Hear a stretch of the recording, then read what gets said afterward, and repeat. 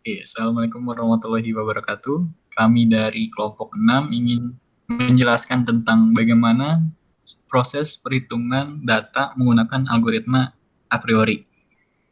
Video ini dibuat sebagai salah satu syarat untuk memenuhi proyek UAS penambangan data. Sebelum kita mulai, alangkah baiknya kita perkenalan dulu. Dari kelompok 6 ada saya, Rilo Anggoro Saputra dengan NIM 1911 500 146, dan sini ada teman-teman saya, mungkin bisa dimulai dari Agung. Nama saya Agung Ma'ruf dengan NIM 1911 500 518. Dan nama saya Muhammad Kamil Surya Dewiansyah dengan NIM 1911 5088. Oke, itu adalah perkenalan dari kelompok kita.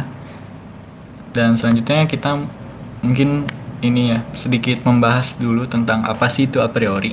Jadi jika kita mencari di internet, entah itu Chrome, lalu ada apapun lainnya, jenis browser lainnya, itu memiliki banyak arti sebenarnya dari a priori itu. Tapi sebenarnya maknanya sama gitu, cuman kata-katanya aja yang diganti. Jadi secara konsep, kita ngomongin konsepnya sekarang. Secara konsep adalah jika kita pernah ke supermarket, contohnya itu Hypermart, Carrefour, Indomaret, dan lain sebagainya, barang-barang yang mereka taruh itu pasti ditaruhnya di rak gitu kan.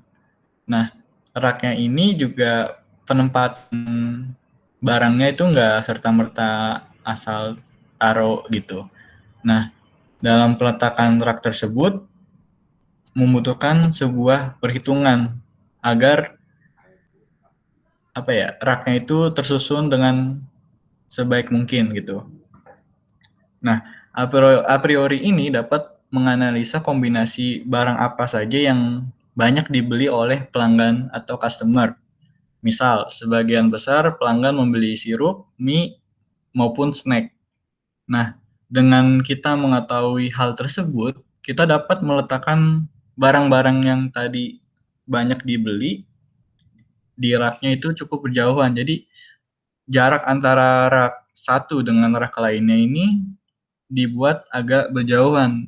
Fungsinya apa? Kegunaannya adalah harapannya jika pelanggan ingin mencari suatu item yang ingin dicari, itu harapannya pelanggan ini atau suatu customer ini dapat melihat barang-barang lain. Jadi kemungkinan besar dia membelinya ini ada chance gitu.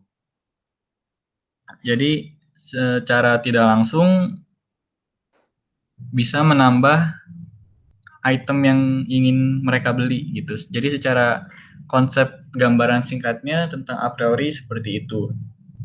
Nah, mungkin itu ya sedikit mengulas tentang apa sih itu a priori. Jadi sekarang kita langsung aja nih ke data sampel kita yang akan disampaikan oleh Saudara Agung. Nah, untuk penyelesaian proyek UAS ini atau pada data awal ini kita menggunakan dataset yang telah didapat dari situs Kaggle yang berupa grosir market basket yang berjumlah 200 transaksi sebagai data sampling dengan total keseluruhan pada dataset ini yaitu kurang lebih 7.502 transaksi. Di sini kita menambahkan kode untuk memudahkan pengelompokannya penulisan itemnya. Nah, untuk proses selanjutnya kita mengelompokkan data sampling yang telah kita buat. Pada tahap ini kita mengelompokkan data per transaksi item ke item-item yang telah dibeli oleh para pelanggan. Contohnya pada transaksi pertama terdapat frozen vegetables, spaghetti, dan green tea. Jika terdapat item yang sama atau atau tersebut, maka kita masukkan dengan nilai 1. Jika tidak ada, maka kita isi dengan nilai 0. Begitupun dengan transaksi selanjutnya. Mungkin segitu saja pada proses pengelompokan yang kita lakukan. Selanjutnya kita ke tahap association rules yang akan dijelaskan oleh saudara Kamil. Nah, pada tahap selanjutnya, setelah kita mengelompokkan data-data tadi tersebut dengan 1 dan 0, kita dapat menghitung jumlah per itemnya. Seperti kita bisa lihat di sini, frozen vegetables dengan jumlah data transaksinya itu sebanyak 25 data transaksi. Nah, di sini kita akan menghitung nilai supportnya. Sudah ditentukan bahwa nilai supportnya itu adalah minimum 30%. Agar data item tersebut dapat dihitung lolos.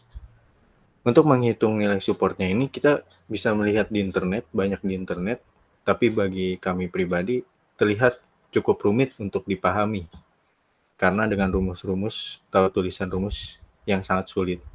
Nah, agar kalian mempermudah pemahamannya, kami akan menjelaskannya secara ringkas dan mudah. Untuk menghitung nilai support, kita bisa dilihat di sini. B4 ini adalah 25, yaitu jumlah item atau data transaksi yang membeli frozen vegetables dibagi dengan jumlah 200 data transaksi, yaitu keseluruhan datanya. Bisa kita lihat di sini dengan nilai supportnya sebesar 13%, yang artinya belum memenuhi syarat agar untuk memasuki tabel frekuensi 1. Di sini kita akan menghitung sebanyak 52 item, dan kita bisa lihat di sini bahwa hanya 2 item saja yang lolos, yaitu spaghetti dan mineral water. Kenapa ground beef tidak lolos? Kita bisa lihat di sini bahwa jumlah supportnya hanya mencapai 29%, artinya tidak memenuhi minimum support. Selanjutnya, jika data item tersebut lolos, maka akan dimasukkan ke tabel frekuensi 1. Tabel frekuensi 1 di sini adalah berisi data-data yang sudah lolos dari tahap kandidat sebelumnya.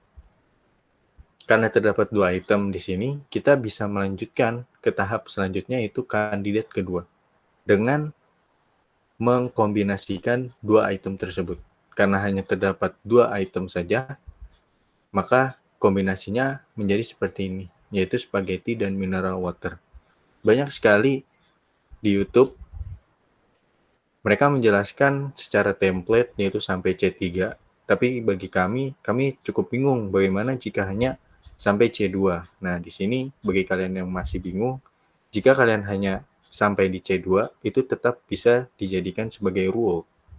Bisa kita lihat di sini, spaghetti mineral water dengan jumlah data transaksi 60%, jumlah data transaksinya sebanyak 60, dan nilai supportnya adalah 30%.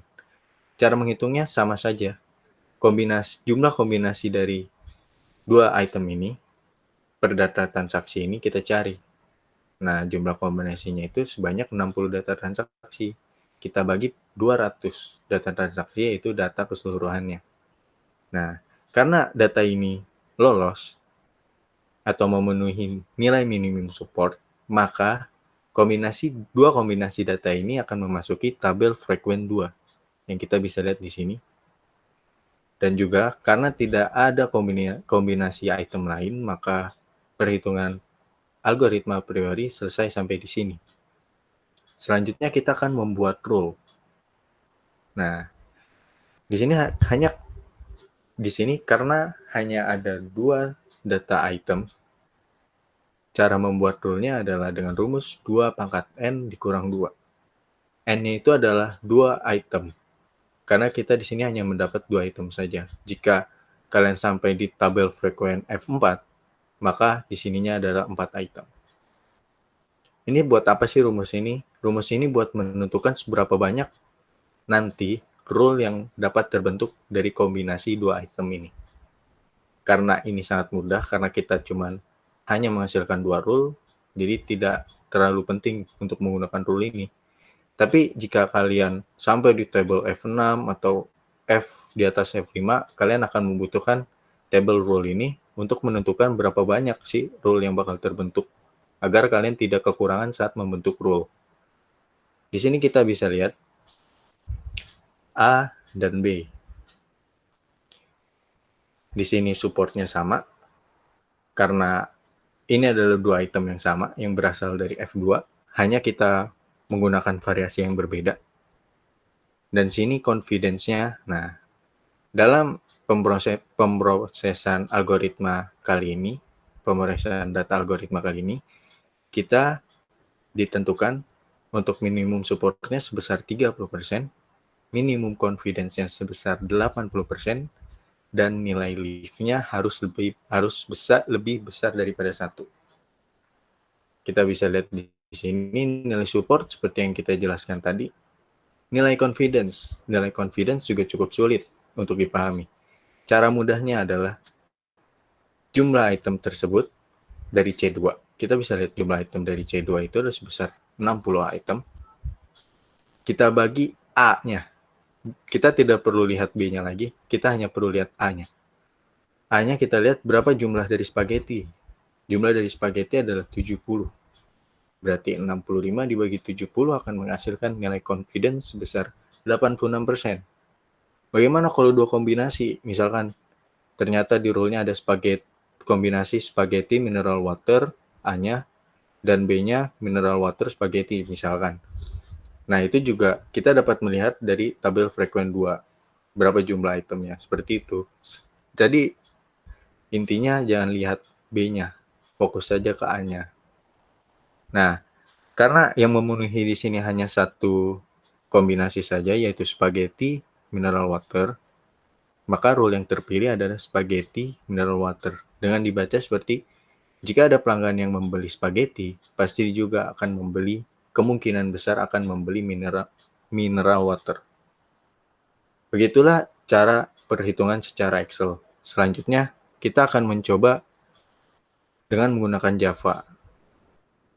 Di sini program yang kami dapatkan berasal dari dosen kami, dan kami tidak akan menjelaskan terlalu panjang tentang program ini. Kalian bisa lihat saja di YouTube channel dosen kami, ntar linknya kami taruh di bawah. Nah, tahap pertama untuk menghitung nilai a priori.java. Nah, nih, di sini kita buka ke files, lalu kita buka library, kita buka config.txt. Di config.txt ini, kita akan masukkan di line pertama itu adalah jumlah item set kalian. Karena kita berjumlah 52 item set, kita isikan 52 item set. Dan yang kedua ini adalah jumlah data transaksi kalian. Yang ketiga ini adalah jumlah dari minimum support yang kalian inginkan. Karena kita adalah 30%. Jadi kita tuliskan 30 minimum support. Selanjutnya kita lihat di transa.txt. Ini apa? Ini adalah tabel dari pengelompokan tadi kita pindahkan ke sini. Makanya di tabel pengelompokan tadi, jika kalian perhatikan, di atasnya terdapat 1, 2, 3, 4, 5. Nah, ini dibutuhkan untuk kita memastikan di program Java-nya nanti. Nah, langsung saja kita jalankan program Java-nya. Kita klik kanan. Kita run file. Di sini kita pencet enter saja. Kita pencet enter lagi. Ini adalah hasilnya. Kita menghasilkan sampai frekuen kedua. Nah, 25 ini adalah kolom yang berada di table ini.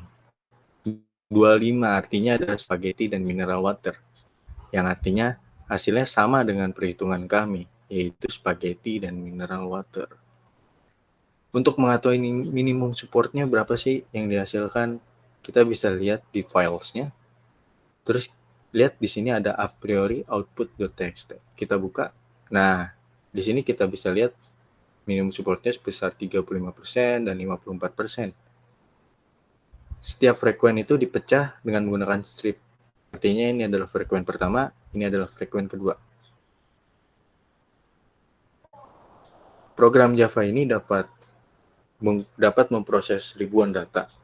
Di sini kami hanya memproses 200 data dikarenakan kami ingin membuktikan apakah hasil perhitungan kami itu sama dengan hasil Java ini. Dan kami simpulkan bahwa hasilnya sama saja, baik Java maupun secara Excel. Hanya saja Excel lebih menguras waktu, tetapi kalian dapat memahami dari Excel. Jika langsung menggunakan program, kalian mungkin akan kurang paham. Seperti kata dosen kami, harus belajar dari dasarnya dulu. Kalau langsung ke program, nanti kalian bingung, nggak ngerti maksudnya apa, seperti itu. Nah, untuk lebih jelasnya lagi atau kalian kurang jelas tentang a priori ini, dan kalian ingin memperdalam pelajaran a priori ini, dosen kami sudah membuatkan video di YouTube channelnya. Nanti linknya kita taruh di deskripsi, jadi kalian bisa menonton dan menambang ilmu lebih banyak lagi. Sekian dari kami, kurang lebihnya mohon maaf. Semoga bermanfaat bagi teman-teman, dan kami ucapkan terima kasih kepada dosen kami yaitu Bapak Indra karena telah membimbing dan mempelajari dan mengajari kami tentang algoritma a priori ini, sehingga kami dapat menyebarkan video ini kepada teman-teman. Sekian dari kami, wassalamualaikum warahmatullahi wabarakatuh.